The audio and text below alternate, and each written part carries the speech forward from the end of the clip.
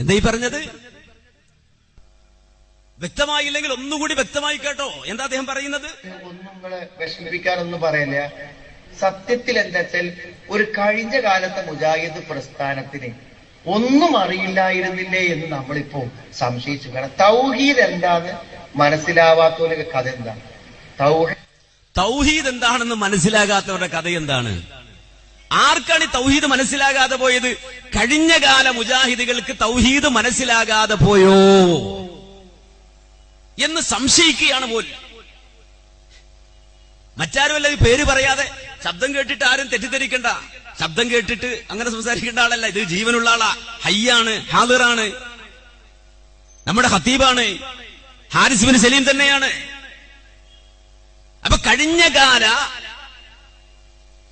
മുജാഹിദുകൾ എന്ന് പറഞ്ഞാൽ ആരൊക്കെയാലും പെടുക?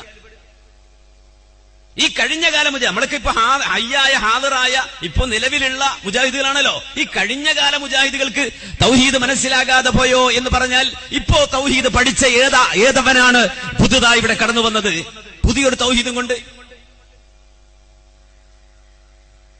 നിങ്ങൾ മനസ്സിലാക്കണം, സലീം സാഹിബിന് തൗഹീദ് പഠിപ്പിച്ചു കൊടുത്ത ആൾക്കാരുണ്ട് ഇവിടെ. എടത്തനാട്ടുകരയുടെ മണ്ണിൽ തൗഹീദിന്റെ സന്ദേശവുമായി കടന്നു വന്ന കഴിഞ്ഞുപോയ മുജാഹിദുകളുണ്ട് ഇവിടെ. ഇരുണ്ട കേരളത്തിന്റെ മണ്ണിൽ